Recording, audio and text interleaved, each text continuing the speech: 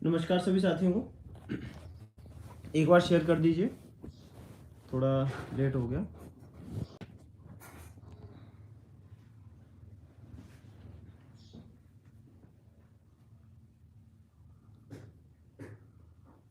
Share कर देंगे सभी लोग और बताइए एक बार आवाज़ आ रही है तो कमेंट के माध्यम से।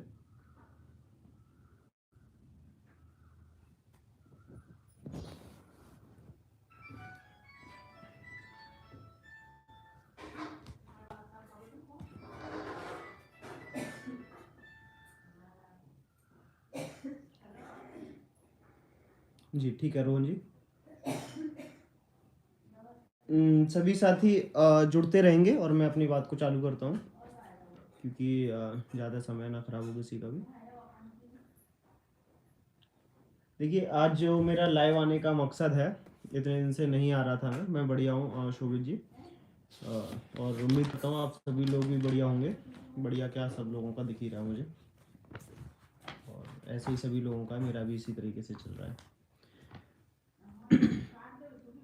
6800 कब, देखिए मैं सभी के सवालों के जवाब और आप लोग लिखते रहें, मैं सबके सवालों के जवाब दे दूंगा। और जो मैं अपनी बात कहने भाई आगे क्या होगा, हम तो बहुत टेंशन हो रही है अब। देखिए सबसे पहली बात तो यह है, जो सिंगल बेंच का ऑर्डर आया था, उस सिंगल बेंच के ऑर्डर के हिसाब से हम लोग 80% बैटल को जीते थे। कोई अगर ये चिल्ला रहा है कि 6800 के अलावा कोई जीता था उसको, तो वो भी गलत है। 6800 क्वेश्चन लिखा है, लेकिन जो ऑर्डर आया उसके बावजूद भी 6800 के 80% लोग नौकरी पा रहे हैं। जो 20% में इन्होंने रोक लगा दी थी, उसके लिए हम लोग के पास समायोजन का रास्ता था, जो हम लोगों ने सरकार को भी दिया था, और बाकी लोग भी प्रयास कर रहे थे उसके लिए। विजय भाई भी प्रयास कर रहे हैं और वो चल भी रहा है प्रयास। हालांकि अभी तक सरकार की तरफ से कोई रिप्लाई नहीं आया इन सब चीज़ों को लेकर के। न्याय विभाग से भी पूछा गया, उनकी तरफ से अभी कुछ, एक्चुअली क्या है कि अभी इलेक्शन के चक्कर में सभी नेता इलेक्शंस में बिजी हैं और वो इन सब चीज़ों पे ध्यान ही नहीं दे रहे हैं। कहानी पूरी ये है, मोटे मोटे शब्दों में कहा जाए तो। इसी बीच में डिवीजन बेंच में जो पिटीशन गई है, एक बार शेयर कर दीजिए, लोग बहुत कम जुड़े हैं। इसी बीच में जो डिवीजन बेंच में पिटीशन गई है, स्पेशल अपील मूव हुई है, उस पे जो राजन रॉय साहब की बेंच में सुनवाई हुई। राजन रॉय साहब के कहने का मतलब ये था, जब उनसे स्टे की डिमांड की गई तो उन्होंने बोला कि हम इसको फाइनल करेंगे, कि इसको अगली डेट पे आके आइए आप, और हम लोग इसको फाइनल हियरिंग करते हैं, हम स्टे नहीं दे रहे हैं।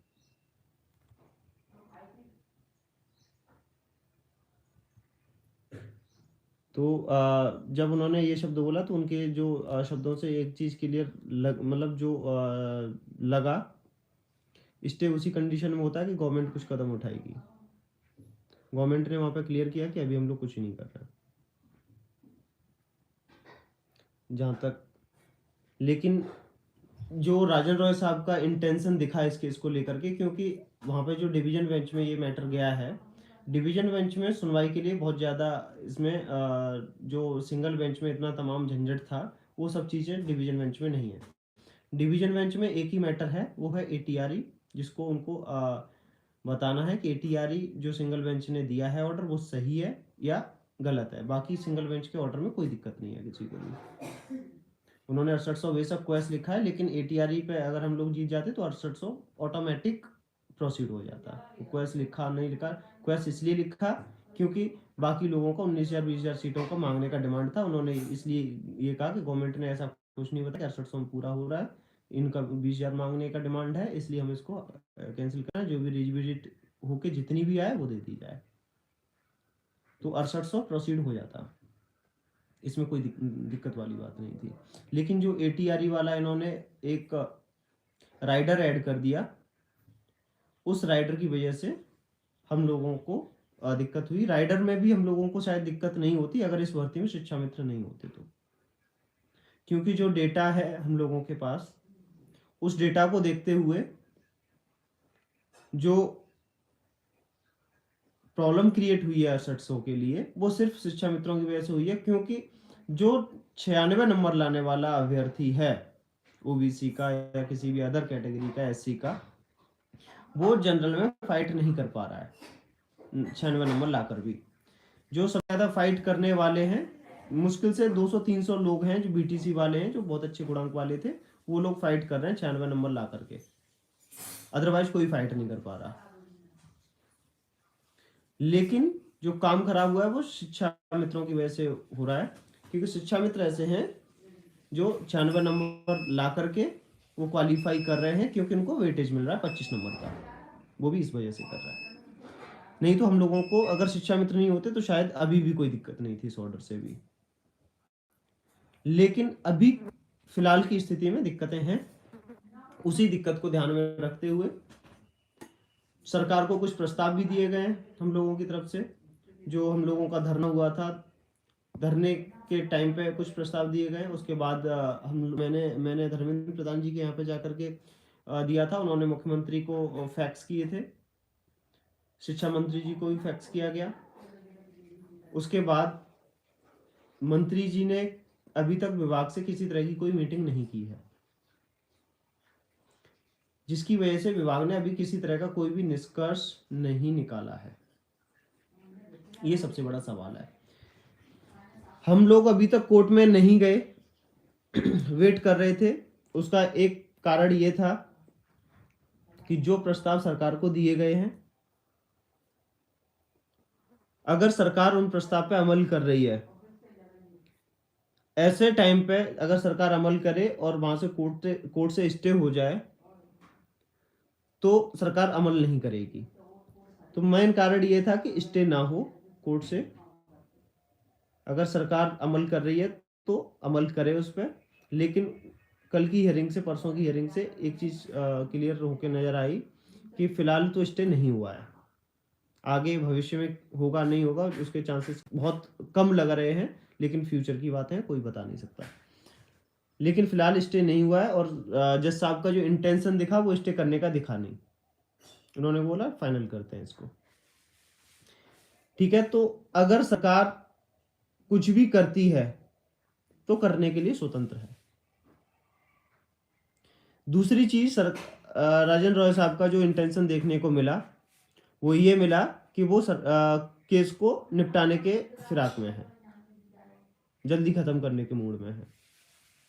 वो तो उसी दिन बोल रहे थे कि ठीक है, एटीआरई का मैटर है। पहले तो जनरल वालों की तरफ से टेट का मैटर उठाया गया कि टेट में दिक्कत है, टेट वाला जो भी नंबर 82 से 90 के बीच में पा रहा है उसको भी ओवरलैप नहीं करना चाहिए। तो राजेंद्र रॉय ने उस बात को एकदम सिरे से खारिज कर दिया कि इस पे बीसीओ ऑर्डर है सुप्रीम कोर्ट के कि कोई भी भर्ती में लास्ट एग्जामिनेशन होता है वही भर्ती का मानदंड होता है। तो टेट इसमें कुछ भी नहीं है। टेट वाले मैटर को उन्होंने खुद खारिज कर दिया। उन्होंने खुद बोला कि सिर्फ इसमें एक ही पॉइंट है, वो है एटीआरई, जिसको हम सुन के खत्म करेंगे। बहुत बड़ा ज्यादा इशू नहीं है, इसको ज़्यादा टाइम नहीं सुनना पड़ेगा। उन्होंने अगले दिन बुलाने के लिए बोला था, लेकिन जनरल के जो वकील हैं कालिया साहब, उन्होंने असमर्थता जताई कि हम कल अवेलेबल नहीं है, तो आगे की डेट दे दी जाए। गवर्नमेंट ने बोला कि हमें काउंटर लगाना है तो 4 हफ्ते की डेट दे दी जाए। तो सुदीप सेठ साहब ने फिर से बोला था कि 4 नहीं, आप 6 हफ्ते की डेट ले लीजिए, लेकिन स्टे कर दीजिए मैटर को। इस पर राजेंद्र रॉय साहब ने बोला कि हम कोई टाइम भी नहीं दे रहे हैं ज़्यादा और ना स्टे कर रहे हैं, आप आइए 2 तारीख को सुनेंगे और इस मैटर को जल्दी खत्म करेंगे। मतलब ओवरऑल कहने का मतलब ये था कि उनका जो इंटेंशन है वो केस को खत्म करने की तरफ दिखा। ऐसे में हमारे कोई भी साथी कोर्ट में ना जा पाए, जो एटलीस्ट हम लोगों का वेट कर रहे हैं कि आयोग टीम जो हम लोगों का बिलीव करते हैं, हम लोगों पर भरोसा करते हैं, ऐसे वो लोग जो हमारी वजह से बैठे हुए हैं कि कोर्ट अगर कुछ हो गया फैसला, वो लोग नहीं जुड़ पाए। और ये हकीकत भी है कि अगर फैसला हो गया नहीं जुड़ पाए तो हम लोग आगे की, अगर सुप्रीम कोर्ट में केस गया या कुछ भी हुआ तो वहां पे आप पक्ष नहीं रख पाएंगे। या फिर जिसके चांसेस कम है, 1% भी नहीं है, याची लाभ के जो ये लोग चिल्लाते हैं उसके 1% चांसेस भी नहीं है, लेकिन कोर्ट संभावनाओं का खेल है। इन केस 1% के केस में वैसा कुछ भी हो गया तो हमारे साथी नहीं पहुंच पाएंगे, तो भी दिक्कत वाली बात है। तो हमारे साथ की जो हम लोगों पे भरोसा करते हैं वो 100% चाहे सरकार रिविजिट करने जा रही हो लिस्ट को, उसमें 6800 समायोजित करने की जो बात की गई है, चाहे वो कदम उठाने जा रही हो, चाहे कोर्ट से किसी तरह का कोई भी फैसला आ रहा हो, इसमें हमारे या हमारे ऊपर भरोसा करने वाले 6800 के साथी किसी तरह से किसी भी तरीके के नुकसान में ना रहें, इसके लिए हम लोगों ने किया है कि हम लोग कोर्ट में उचित पैरवी भी करेंगे। साथ में ये निर्णय लिया गया है और इस बार हम लोग जो कोर्ट में उचित पैरवी करने की बात कर रहे हैं वो आप लोग प्रीवियस चीज़ों को देखते हुए समझ भी सकते हैं, हम लोग इस तरीके से नहीं करते हैं। एक अच्छे लॉयर के साथ, जो हाई कोर्ट के अच्छे लॉयर होंगे, उनके साथ कोर्ट में उतरेंगे और जितने भी साथी हैं 6800 के या 6800 में पार्टी बने थे, प्रदीप भाई जब 69,000 में यही वकील बोल चुके हैं कि सिलेक्शन का पार्ट नहीं है तो अब कैसे? देखिए वो सब बातें कोर्ट में रखी जाएंगी, आप परेशान ना हो उसके लिए, मैंने पहले ही बताया था, मैं अभी पहले ही ये स्पष्ट कर चुका हूं कि, और ये तो तमाम देखो चीजें हैं इस तरह की करने के लिए कोर्ट में और वो आगे सामने भी आएंगी, लेकिन अभी हमारा काम है कि हमारे जो अपने साथी हैं, देखिए आज फिर से मैं क्लियर, ये बात मैं पहले भी कहता आ रहा हूँ और ये आगे भी फिर से दोहरा देना चाहता हूँ कि नौकरी आपको मिलेगी, नौकरी 100% मिलेगी। मामला कितना डिले हो रहा है ये मैं नहीं कह सकता हूँ, टाइम कितना लगेगा ये मैं नहीं आपको बता सकता हूँ, वो हो सकता है 2 महीने भी हो सकते हैं, 4 महीने भी हो सकता है, अगले 6 महीने भी हो सकते हैं, या फिर अगले 15 दिन भी हो सकते हैं, मैं टाइम का कमिट नहीं कर सकता, लेकिन नौकरी आप लोगों को मिलेगी ये क्लियर है, ये यथार्थ सत्य है। तो नौकरी लेने के जितने भी रास्ते हैं, चाहे वो कोर्ट का रास्ता हो, चाहे पैरेलल गवर्नमेंट का जो प्रस्ताव सरकार ने भी जो स्वीकार किए हैं प्रस्ताव, चाहे वो रास्ता हो, चाहे अन्य कोई रास्ता हो, उस पर हमारे ऊपर भरोसा करने वाला कोई भी साथी किसी भी रास्ते से ना छूटे, ये हमारी जिम्मेदारी बनती है। उसी को ध्यान में रखते हुए आप सभी लोगों के सामने शेयर कर दिया जाएगा अकाउंट डिटेल एंड ऑल। जिस भी साथी को याची बनना होगा वो लोग याची बन जाएंगे, जिसको नहीं बनना होगा नहीं बनेंगे, किसी भी साथी पे किसी भी तरह की कोई भी जोर जबरदस्ती नहीं है। जो साथी क्रिटिसाइज करते हैं दूसरों को, वो साथी कतई भी याची ना बने हमारे साथ, क्योंकि क्रिटिसिज्म अगर कोई करना चाहेगा तो हम लोग नहीं बर्दाश्त करेंगे। पूरी निष्ठा के साथ काम करते हैं, पूरी मेहनत के साथ काम करते हैं, उसके साथ भी लोग कुछ आके जबरदस्त, देखिए यहाँ पे समझने वाली बातें होती हैं और वो समझनी भी पड़ेंगी सभी साथियों को। कोई भी किसी ने भी 1000-2000 रुपए किसी को भी दे दिए काम कराने के लिए, उसके बाद जो भी जिसको भी दिए, जैसे मान लीजिए आयोग टीम को दिए, आयोग टीम कोई भगवान नहीं है और ना ही आयोग टीम के कहने पे अधिकारी कोई चलते हैं या ना ही कोई यूपी की गवर्नमेंट चलती है। आयोग टीम कोशिश कर सकती है उसके लिए, अगर वो उसमें सफल, अभी तक तो सफल ही होते आए हैं, अगर इनकेस 1% कहीं पे विफलता भी मिलती है तो, या फिर कोई भी काम डिले होता है तो गाली देने वाले 50 लोग पहले खड़े हो जाते हैं। तो ऐसे जो लोग हैं 50 जो भी गाली देने वाले लोग होते हैं, मैं ऐसे लोगों से कहना चाहूंगा कि आप लोग स्वयं आगे आए और स्वयं आकर के चीजों को करने की कोशिश करें। आपको पता चलेगा कि चीजें कितनी डिफिकल्ट होती हैं, कितनी आसान नहीं होती हैं जितना हम लोग सोचते हैं। घर पे बैठ के सुबह सुबह उठे हम लोग और सुबह अपना फोन ओपन किया, अरे नौकरी नहीं मिली, इतना डिले हो रहा है, साले ये टीम क्या कर रहे हैं, नेता लोग उठाए सुबह सुबह नाश्ता करने की बजाय, वॉशरूम जाने की बजाय एक मैसेज टाइप किया गाली का। तो ऐसा करने से अगर नौकरियां मिलती हैं तो वो लोग थोड़े आगे आए। आयोग टीम ने कभी किसी को भी काम करने से नहीं रोका है और मैं चाहता हूं आप आगे आए। क्रिटिसाइज किसी को करना बहुत आसान होता है, बहुत। मैं भी घर पे बैठ के प्रधानमंत्री को गाली दे लेता हूं, कोई भी दे सकता है, लेकिन वहां बैठकर काम करना कितना डिफिकल्ट होता है वो वही बंदा जानता है जो काम कर रहा होता है। घर में किसी की शादी होती है, अगर सब्जी में एक नमक थोड़ा सा कम पड़ जाए ना तो गाली देने वाले 1000 होते हैं और उसी बंदे को गाली दे रहे होते हैं जिसके घर पे शादी हो रही होती है, लेकिन वो ये नहीं देखते कि हाँ इस बंदे की इसमें क्या फॉल्ट है, इसको हलवाई ने काम किया होगा, है ना। लेकिन उसको गाली देने वाले 1000 हो जाएंगे, लेकिन वो कितना बेचारा वो खुद खाना नहीं खा पाता है उसमें, उसको कोई नहीं देखता है। तो जो लोग गाली देने वाले होते हैं वो आगे आए और आके चीजों को करें, कोई रोकने वाला नहीं है उनको। आयोग टीम पे जो लोग भरोसा करते हैं, आयोग टीम अपना काम कर रही है। और फिर से अभी हम लोग ने इसीलिए क्योंकि सब लोगों का कहना था कि थोड़ा और वेट कर लो, गवर्नमेंट का कदम का थोड़ा और वेट कर लो, इसलिए वेट किया। जब नहीं कर रही है, और हम लोग आगे भी वेट, ऐसा नहीं है कि नहीं कर रहे हैं, यहाँ पे हम लोग ऐसी चीजें करेंगे कि गवर्नमेंट अगर कुछ भी करना चाह रही हो तो उस पर कोई इम्पैक्ट ना हो, जिससे कि जो भी साथी और भी अदर तरीकों से भी प्रयास कर रहे हैं उन पर किसी तरह का कोई नुकसान ना हो।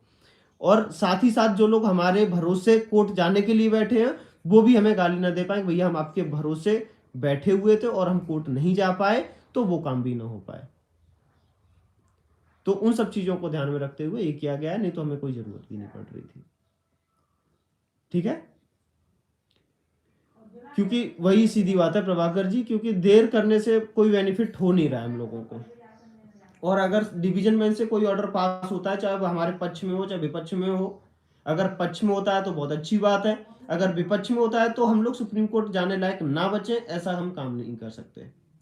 इसलिए सभी लोग स्वतंत्र हैं, जो भी साथी और जो जहां बनना चाहे, किसी पे ये जोर जबरदस्ती नहीं है।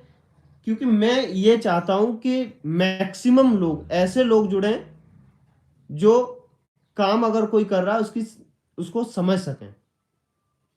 गालियां देने वाले लोग खुद आगे आए और देखें, और उसके मैं क्लियर खुले मन से कह रहा हूं कि अगर गालियां देने वाले लोग आगे नहीं आ सकते तो किसी को क्रिटिसाइज भी ना करें।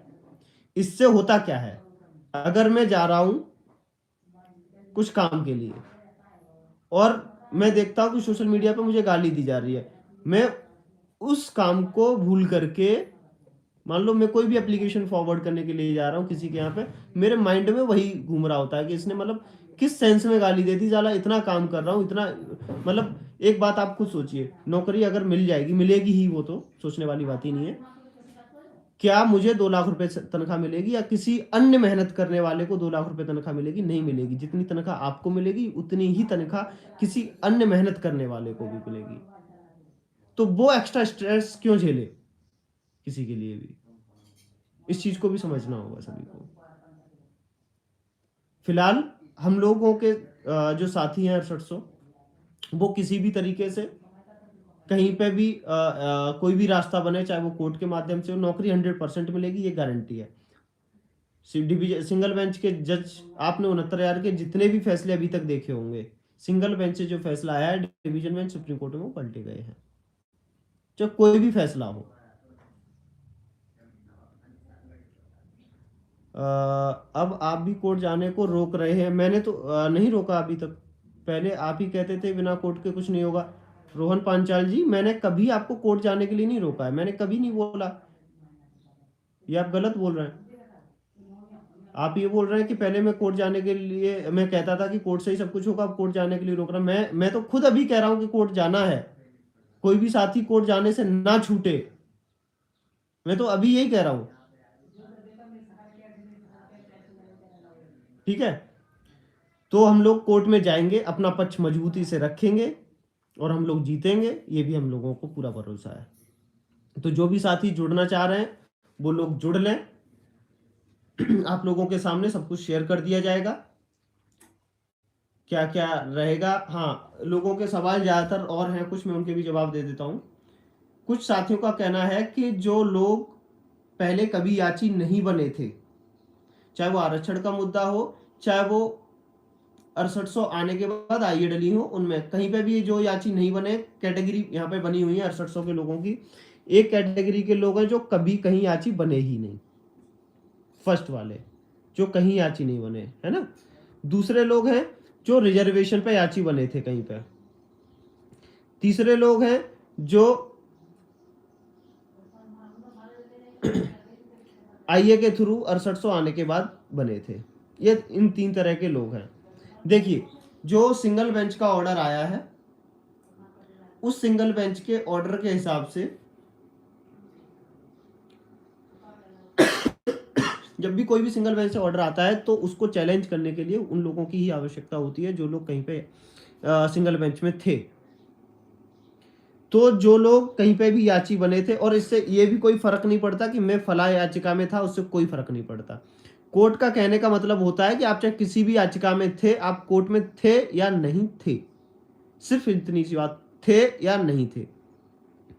तो जो भी साथी रिजर्वेशन की किसी भी याचिका में याची बने हो, उससे कोई फर्क नहीं पड़ेगा। अगर आप 6800 की लिस्ट में थे तो आप 6800 की तरफ से जो याचिका जाएगी उसमें बेधड़क जा सकते हैं, किसी तरह की कोई दिक्कत नहीं है। दूसरे वो लोग जो आईए के थ्रू याची बने थे, जो 6800 आने के बाद याची बने थे, वो सभी साथी ऑर्डर जो आया है, ऑर्डर में आईए अलाउड हुई हैं सारी की सारी, वो सभी साथी यहाँ पे डिवीजन बेंच में बन सकते हैं। तीसरे लोग वो बचते हैं जो कहीं पे भी याची नहीं बने थे, किसी भी, ना ही वो आईए के थ्रू बने थे, ना ही वो सिंगल बेंच में जो रिजर्वेशन की पिटीशन थी उसमें बने थे। वैसे लोग जो डिवीजन सिंगल बेंच का जो ऑर्डर आया है उससे 6800 इंपैक्ट हो रही है, क्योंकि 6800 को क्वेश किया गया है, तो वैसे साथी भी डिवीजन बेंच जा सकते हैं। वो इस बिहाफ पे जा सकते हैं कि उनको इंपैक्ट किया गया है सिंगल बेंच के ऑर्डर से। ठीक है, तो इस तरीके से बनेंगे। वो सारी डिटेल आपके सामने सब कुछ शेयर कर दिया जाएगा। ठीक है, उसके साथ साथ जो भी मैं, क्योंकि ये बात एक बार फिर से क्लियर कर देता हूं, आयोग टीम ना किसी को कभी भी क्रिटिसाइज करेगी। आगे भी जो भी लोग काम कर रहे हैं वो बेधड़क काम करें। आयोग टीम को जो काम करना है वो आयोग टीम कर रही है और आगे करेगी। अब फिर से ओपन होके आ गई है। दूसरी चीज यह है कि कोई भी क्रिटिसाइज में किसी को करने में ना पड़े, ज्यादा बेहतर रहेगा। पिछले टाइम में बहुत चीजें खराब हुई हैं ये सब करके। जो लोग काम करना भी चाह रहे थे वो गालियां देने में व्यस्त हो जा रहे थे, और जो जातिवादी खेल खेल रहे हैं वो सत्यानाश कर रहा है। मैं देख रहा हूं कि जातिवादिता में लोग इतने चूर हो गए हैं, उन्हें अपनी नौकरी नहीं दिखाई दे रही है। अगर जातिवादिता फैलाने से नौकरी मिल जाती है तो मैं तो कह रहा हूं सबसे ज्यादा जातिवादिता फैलाओ। आपको याद रखना चाहिए, यहाँ पे कोई जाति नहीं है, यहाँ पे सिर्फ वर्ग हैं। ओबीसी वर्ग, एससी वर्ग, आरक्षित वर्ग में आते हो आप सभी लोग। अगर आप किसी के सामने ये कह दोगे कि मैं फला जाति का हूं या फला वर्ग का हूं, तब भी वो जो भी ऊंचे वाले लोग अपने आप को समझते हैं वो आपको उसी नजर से ट्रीट करेंगे जिस नजर से बाकी नीचे वालों को भी ट्रीट करते हैं। तो ये जातिवादी वाले खेल बंद कर, देखो करो, मुझे कोई दिक्कत नहीं है।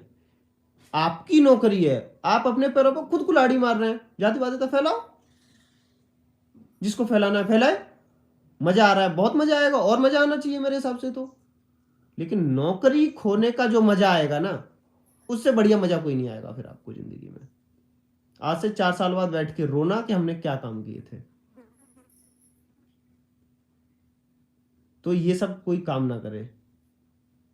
नौकरी सर्वोपरि है और नौकरी को ही ध्यान में रखते हुए सब काम किए जा रहे हैं। तो नौकरी को ही प्राथमिकता दोगे, सबसे वेल एंड गुड होगा, सबके लिए अच्छा होगा। नौकरी मिलते ही खूब जातिवादिता फैलाना, कुछ भी करना, कोई फर्क नहीं पड़ता। ठीक है, तो देखिए, जो याची के पैसे की बात हो रही है लगातार, मैं देख रहा हूँ कमेंट के माध्यम से सभी साथी कर रहे हैं, वो आप लोगों को अवगत करा दिया जाएगा। अभी बैनर आ जाएगा 2000 शायद या फिर 2100 ऐसा कुछ डिसाइड किया गया टीम की तरफ से, मैं श्योर नहीं हूँ उसमें। और वो इसलिए रखा गया है क्योंकि हम लोग ऐसा जो भी टैगिंग के लिए नहीं जा रहे हैं, अच्छे सीनियर को लाके बहस कराने के लिए जा रहे हैं, और सीनियर को फुल पेड किया जाएगा। आपसे बार बार पैसा ना मांगना पड़े हम लोगों को, इसलिए ये किया गया है। इतना अमाउंट इसलिए रखा गया है। अगर आप कोई भी ड्रीम 11 विद आज़ाद, ड्रीम 11 खेलना बंद कर दो भैया, बर्बाद कर देगा ये आपको, है ना। आप यहाँ पे 2000 4000 और उसमें हार जाओगे, उससे बढ़िया इधर केस में लगाओ पैसा, है ना। तो ठीक है, देखिए जो फीस है वो आप लोगों के सामने क्लियर कर दी जाएगी, क्योंकि अगर आप लोग ये कहेंगे कि हाँ ये लगातार मैं देख रहा हूँ कि 1500 रखो कि 1000 रखो, कोई ऐसे बोल रहा है, ऐसा नहीं हो सकता है। वो इसलिए नहीं हो सकता है क्योंकि जो भी जुड़ना चाहे जुड़े, नहीं जुड़ना चाहे मत जुड़े, कोई दिक्कत नहीं है उसमें। दूसरी बात यह है कि अगर आप कुछ भी करना चाह रहे हो, अगर नौकरी चाह रहे हो, तो आपको सीनियर्स अच्छे रखने पड़ेंगे। और सीनियर जो है अच्छे, सीनियर मैं आपको बता दूं कितने तरह के होते हैं हाईकोर्ट में। सीनियर की बात कर रहा हूँ, 36 सीनियर हैं लखनऊ बेंच में टोटल। ऐसे सीनियर हैं जिनकी 25,000 रुपए की फीस है पर हियरिंग, और ऐसे सीनियर भी है जिनकी 5.5 लाख रुपए फीस है पर हियरिंग। डिफरेंस की बात करते हैं, डिफरेंस वही है। अभी एस के कालिया साहब को जनरल के अभ्यर्थियों के द्वारा हायर किया गया, क्यों किया गया? प्रशांत चंद्रा साहब को पिछली बार हायर किया गया था, क्यों किया गया था? डिफरेंस समझने के लिए। अभी नाम याद नहीं आ रहा मुझे कौन से सीनियर है। पिछली बार जब हम लोग सिंगल बेंच में लड़ रहे थे तो मैंने एक सीनियर साहब से बात की थी, जाके फाइनल डील भी कर दी थी उनके साथ। 4.5 लाख रुपए में फुल पेड हायर करने की बात हुई थी उनसे मेरी। लेकिन जब मैं अपना मैटर उन्हें फीस की बात होगी, सब कुछ हो गया, जब मैं मैटर समझाने बैठा, मुझे दिख रहा है कि इनके बस की बात नहीं, उनसे बेटर मैं अपना पक्ष रख सकता हूँ हाई कोर्ट में जाकर के। तो ऐसे सीनियर की हमें आवश्यकता नहीं होती है। फिर हमने जाके संदीप दीक्षित साहब को हायर किया था। तो सीनियर होना चाहिए जो आपकी बात को दमदारी से कोर्ट के सामने रखे, समझा पाए कोर्ट को, कन्वेंस कर पाए कोर्ट को। तो इसलिए जो भी ऐसा सीनियर हाईकोर्ट में अवेलेबल है, सिंपल सी बात है, आप आईआईटी से जो पढ़े हुए लोग होते हैं उनका जॉब या फिर लाइफ स्टाइल देखो, और जो हमारे साथ के पढ़े लिखे लोग हैं, हम लोग 50,000 की नौकरी के लिए धक्के खा रहे हैं। ये डिफरेंस होता है, ये सीनियर और सीनियर्स में डिफरेंस होता है, वकीलों में डिफरेंस होता है। वो अभी उतने परिपक्व नहीं हो पाए हैं जितना परिपक्व वो लोग हो गए हैं जो और अच्छे से रख पा रहे हैं। तो देखिए, सीनियर अच्छे हायर करने तो पैसा लगेगा, बिना पैसे के नहीं होता। अच्छे सीनियर ऐसे कोई नहीं है हाई कोर्ट के अंदर जो 15 से 20 लाख से कमाते हैं।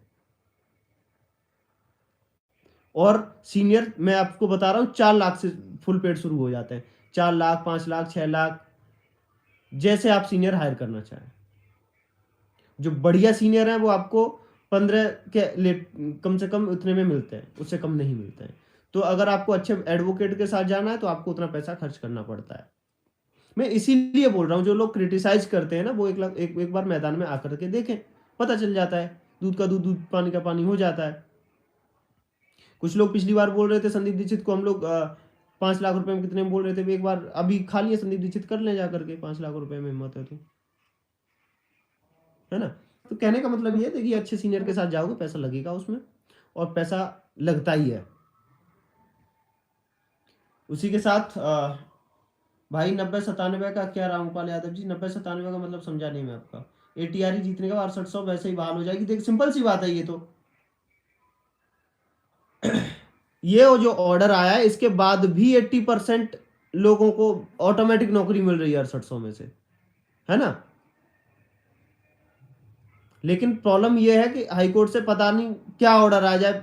1% जिसके चांसेस होता है। कभी कभी हम लोग जो 69,000 में तो हमेशा ऐसा हुआ है, जो एक्सपेक्ट किया गया उसके विपरीत ही हमेशा हुआ है। हमेशा यही हुआ है, आंसर की में जाके आची लाभ दे दिया गया। तो होने के लिए कुछ भी हो सकता है।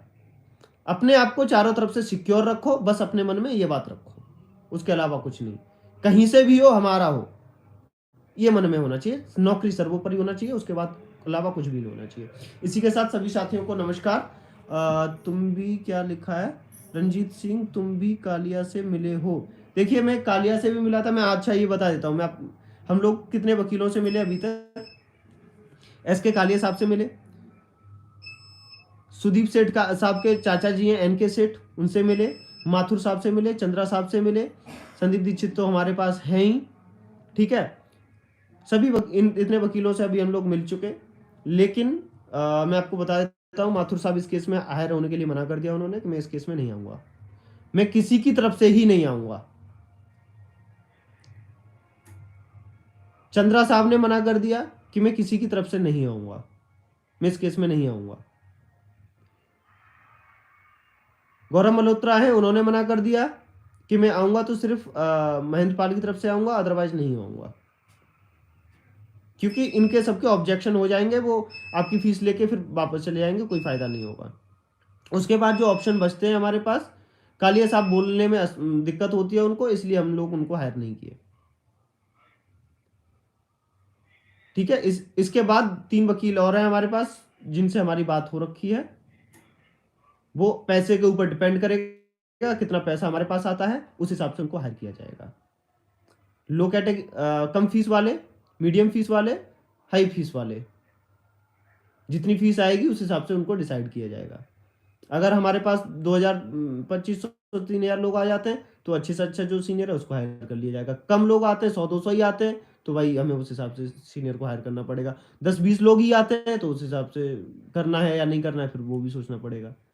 6800 की तरफ से लड़ना है या नहीं लड़ना है, मतलब वो फीस के ऊपर डिपेंड करेगा। मैं एक एग्जांपल दे रहा हूँ कि वो तो मुझे भी पता है कि कहाँ कितने लोग आने वाले हैं, लेकिन जितना भी मैक्सिमम आएगा उतना मैक्सिमम खर्चा किया जाएगा।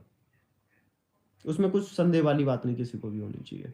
ठीक है, इसी के साथ 6800 में लगभग कितनों को नौकरी मिल सकती है रिविजिट में? भैया मैंने अभी आपको बता दिया कि देखिए, जो हम लोगों ने प्रस्ताव भेजे थे सरकार से, वो पूरे 6800 उसमें समायोजित हो रही है।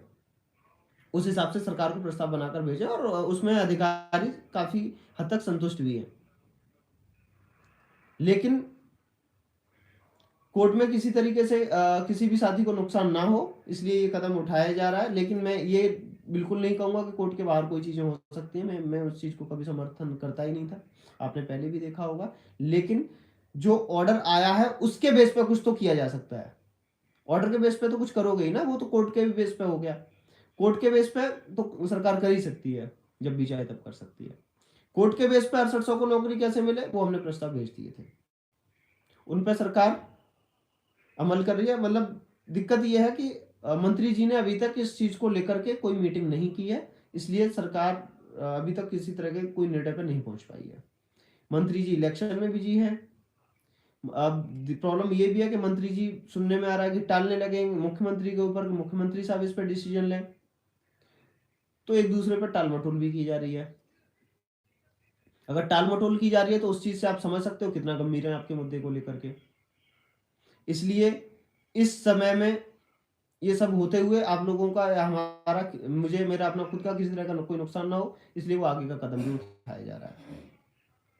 अपना कॉन्टैक्ट नंबर सेंड कर दीजिए। निर्मल वर्मा जी लिख रहे हैं, मेरा कॉन्टैक्ट नंबर है 7532826165 और मेरे सोशल मीडिया पे चारों तरफ पड़ा हुआ है, आप ले सकते हैं। ठीक है, इसी के साथ सभी साथियों को नमस्कार। धरना होना चाहिए 13 के बाद बड़ा वाला, रॉयल यादव जी लिख रहे हैं। देखिए, धरना और वो जितनी भी चीजें हैं उन सब पे भी बातें सब चल ही रही हैं। जो भी डिसीजंस होंगे आप लोगों के सामने रख दिए जाएंगे, और जितने भी लोग, मैक्सिमम लोग हैं जो लीड करते हैं। दूसरी चीज ये है कि जो भी साथी, हाँ एक और मैं आपको बता दूं, जो भी साथी आयोग टीम को सपोर्ट करना चाहते हैं, खुले दिल से उनका वेलकम है। जो साथी नहीं करना चाहते हैं उनका भी खुले दिल से वेलकम है, वो ना करें, एकदम क्लियर कट। लेकिन क्रिटिसाइज अगर कोई करने आएगा तो फिर वो झेलेगा। इस बार मैं पहले क्लियर करके चल रहा हूं, और वो किस हद तक झेलेगा ये भी वो पता चल जाएगा उसको। इसलिए जो भी क्रिटिसाइज करने वाले हैं वो दूर ही रहें, मैं पहले से क्लियर करता हूं। जो साथ आना चाहते हैं खुले दिल से वेलकम है, एकदम आए सभी साथी लगातार। और मैं कहने का मतलब ये है मेरा, यहाँ पे सिर्फ और सिर्फ काम की बात होनी चाहिए, काम के अलावा कुछ भी नहीं होना चाहिए। इसको गाली उसको गाली वो सब नहीं होना चाहिए। सिर्फ बात हो तो सिर्फ काम की हो, सिर्फ नौकरी की बात हो, मैं सिर्फ ये चाहता हूँ। इसी के साथ सभी साथियों को नमस्कार, जय हिंद, जय भारत।